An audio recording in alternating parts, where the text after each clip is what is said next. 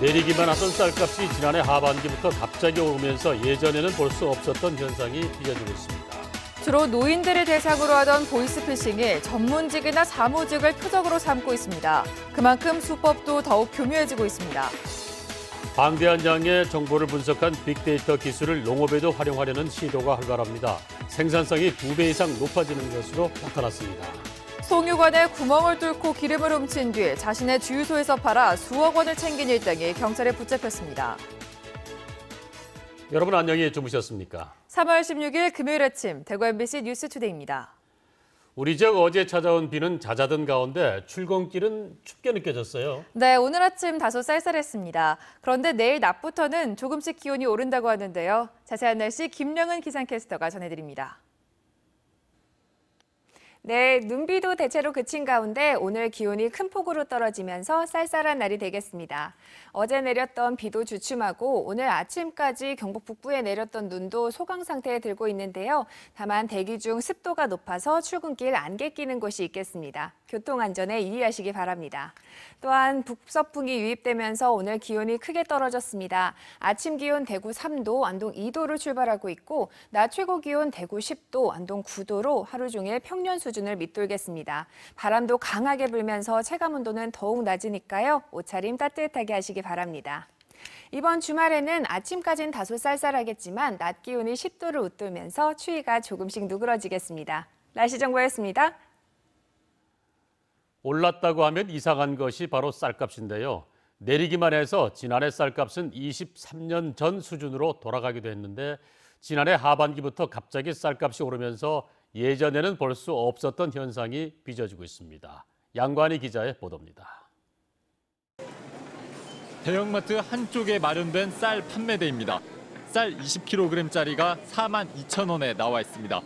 한 해 전보다 쌀값이 21% 급등했습니다. 오른 대로 먹어야죠. 농사 짓는 사람들이 그래도 어느 정도 채산이 맞아야 농사를 안 짓겠습니까?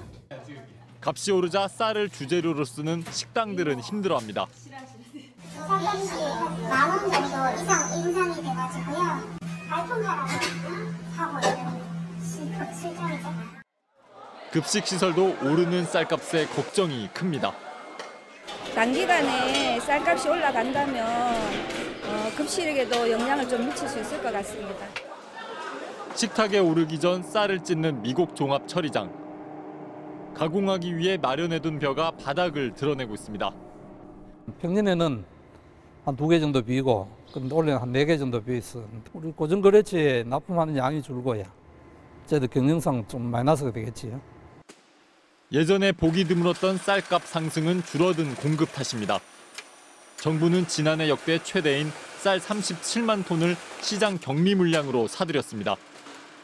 무엇보다 쌀값 회복을 최우선 과제로 모든 수단을 강구하겠습니다.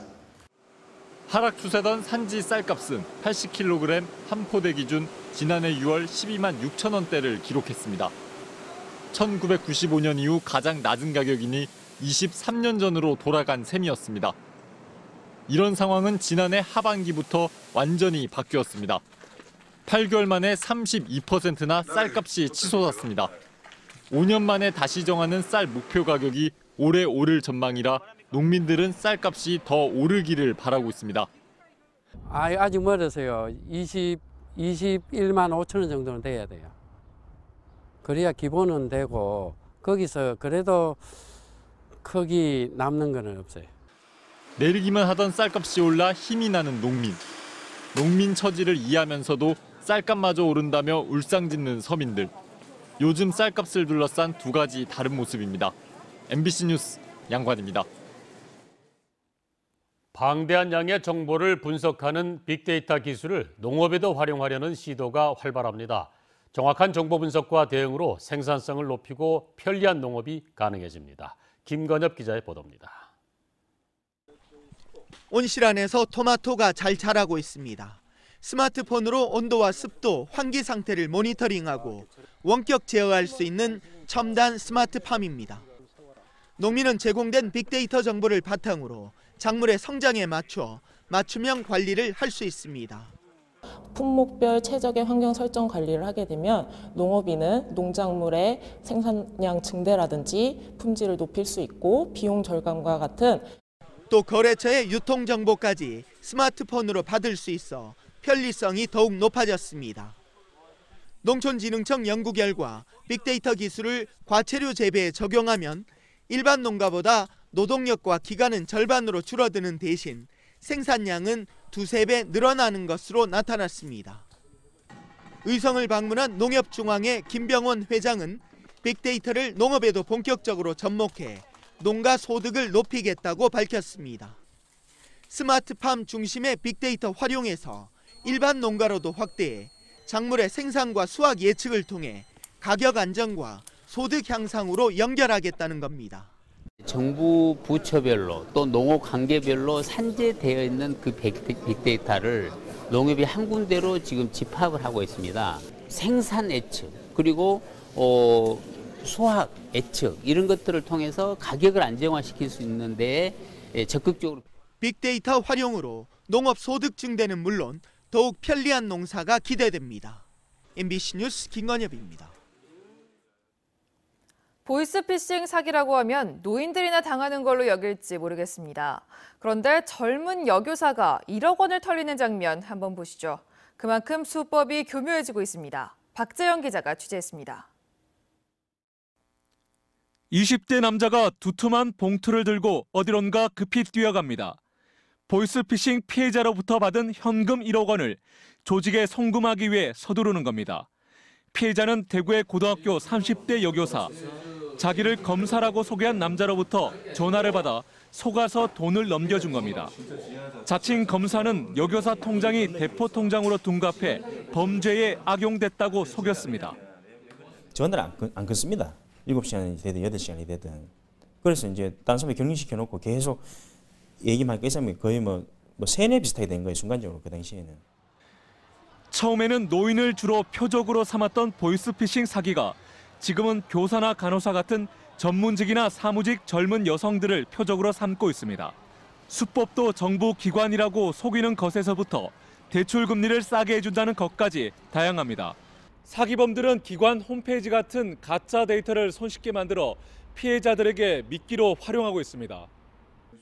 수상한 전화가 걸려오면 혼자 해결하지 말고 전화를 끊은 뒤 해당 기관에 직접 문의하는 것이 피해를 막는 방법입니다. MBC 뉴스 박재영입니다. 송유관에 구멍을 뚫고 수억 원어치 기름을 훔친 일당에 경찰에 붙잡혔습니다. 이들은 훔친 기름을 자신이 직접 운영하는 주유소 등에 팔아 3억여 원을 챙겼습니다. 박상원 기자가 보도합니다. 7번 국도변 경주의 한 주유소에 경찰이 들이닥칩니다. 사무실에는 여러 가닥의 고압 호스와 기름을 분배하는 장비가 설치돼 있습니다. 주유소 저장 탱크의 고압 호수는 지하 농수로를 따라 400여 미터 떨어진 송유관과 연결돼 있습니다. 47살 박모 씨 등 일당 6명은 지난 1월부터 이 송유관에 구멍을 뚫어 휘발유와 경유 등 유류 33만 리터, 시가 5억 원 상당을 몰래 빼냈습니다. 6개월 정도를 장소 물소했던 사전 준비 작업을 해왔고요. 범행 자금 제공, 장비 제작 설치, 절취 유류 판매 역할 이렇게 각자 역할을 분담해서 조직적으로. 이들은 자신이 직접 운영하는 주유소와 대구의 한 주유소 등 두 곳에서 기름 약 21만 리터를 팔아 3억여 원을 챙겼습니다. 특히 기름을 수차례에 걸쳐 조금씩 빼내는 수법으로 그동안 송유관 공사의 적발 시스템을 피해왔습니다. 대한송유관 공사의 유압 체크를 수시로 하거든요. 유압 체크를 하면서 이제 압이 좀 떨어지는. 경찰은 47살 박모 씨 등 5명을 송유관 안전관리법 위반 혐의로 구속하고 훔친 기름이 팔려나간 주유소 등 유통 경로에 대한 수사를 확대하고 있습니다. MBC 뉴스 박상환입니다. 외국 명품 가방을 구매 대행해 주겠다고 속여 8,800여만 원을 받아 가로챈 30대 여성에게 징역형이 선고됐습니다. 대구지방법원 형사 8단독 오병희 판사는 사기 혐의로 재판에 넘겨진 31살 A씨에게 징역 1년에 집행유예 2년을 선고했습니다. A씨는 지난 2016년 7월 돈을 송금해주면 해외 명품 가방을 대신 사주겠다는 글을 블로그에 올린 뒤 B씨로부터 1,225만 원을 받고는 물건을 주지 않는 수법으로 19명에게 8,840여만 원을 받아 가로챈 혐의를 받고 있습니다. 김장주 경북도 행정부지사가 명예퇴직을 신청했습니다. 김 행정부지사는 도지사 선거 출마를 준비하다 접은 뒤 도정 운영에 걸림돌이 되지 않았으면 하는 마음에 공직을 떠나기로 했다며 명예퇴직 신청 이유를 밝혔습니다. 김 부지사는 경북도 지휘관, 영천시 부시장, 행정자치부, 지방세제정책관 등을 지냈습니다. 장애인 전동 휠체어 급속 충전기가 대구 시내 30여 곳에 추가로 설치됩니다. 대구시는 최근 1년 사이 전동 휠체어 이용 시민이 30% 정도 늘어나 시립도서관과 대구 콘서트하우스, 대구 미술관 등 30여 곳에 전동 휠체어 급속 충전기를 더 설치하기로 했습니다. 이 사업은 주민이 제안한 것으로 추가 설치가 완료되면 대구 시내 휠체어 급속 충전기는 100여 대로 늘게 됩니다. 올해 대구의 개발제한구역 환경개선 사업에 56억 원이 투입됩니다. 국비가 48억 원, 구군비 8억 원으로 지난해보다 6억 원 늘었습니다. 환경개선 사업은 마을 진입도로 개설과 농로 포장, 공영주차장과 야영장 조성 등으로 모두 17곳에서 진행될 예정입니다. 새학기를 맞아 경찰이 초등학교 순찰을 강화했습니다. 대구지방경찰청은 어린이 교통사고와 범죄를 예방하기 위해 이번 달 등하교 시간대에 초등학교마다 순찰차 한 대씩을 배치하고 순찰차가 부족한 곳은 경찰관들을 배치합니다. 또 학교 관계자와 함께 스쿨존을 둘러보며 불법 주정차 실태를 파악하고 교통시설물을 점검합니다. 대구시가 나무 심기 좋은 봄철을 맞아 누구나 손쉽게 나무를 심고 가꿀 수 있도록 오늘 오전 10시부터 대구 수목원과 각 구군에서 나무 나눠주기 행사를 진행합니다. 대구 수목원은 황금측 백과와 살구, 모과 등 9종의 묘목을, 또 각 구군에서는 매실과 참죽 등 10종의 묘목을 1인당 선착순으로 2-3그루씩 모두 33,000여 그루를 나눠줄 예정입니다. 나무 나눠주기 행사는 푸른 대구 가꾸기 사업의 하나로 대구시가 지난 1996년부터 이어오고 있습니다. 대구 수목원에 국립나무병원이 마련돼 가정에서 키우는 식물의 관리 요령을 무료로 알려주고 있습니다. 4년 전 문을 연 대구 수목원 국립나무병원은 식물의 생육 환경과 병해충에 관해 궁금해하는 시민들의 신청을 받아 출장 상담을 해주고 있습니다. 또 아파트와 학교, 공공기관 식물 관리자들에게 조경수 관리 방법과 병해충 방제 요령 등을 교육하고 있습니다.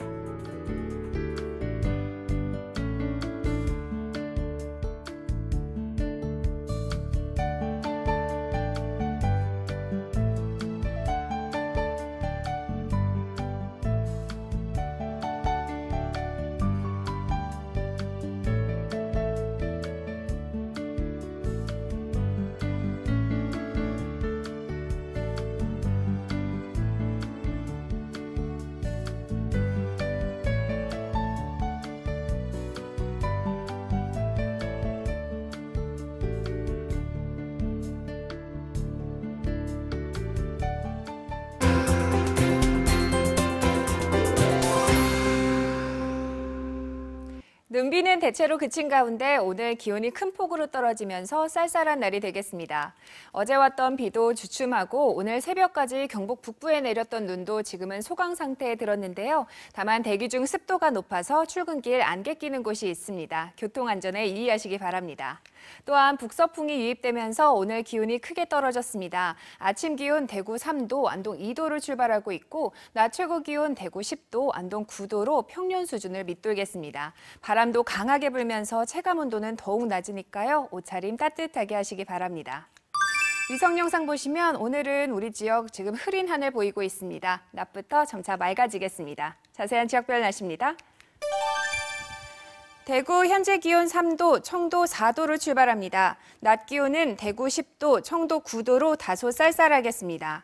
상주의 아침 기온 3도, 김천 4도로 시작하고요. 낮 최고 기온 상주 11도, 김천 10도 예상됩니다.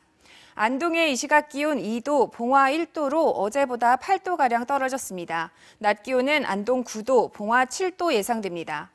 경주의 현재 기온 4도, 낮 기온 6도로 일교차가 크지 않겠고요. 바다의 물결은 최고 6m로 오늘도 무척 높게 일겠습니다. 이번 주말 동안에는 아침에는 다소 쌀쌀하겠지만 낮 기온이 10도를 웃돌면서 추위가 조금씩 누그러지겠습니다. 날씨 정보였습니다.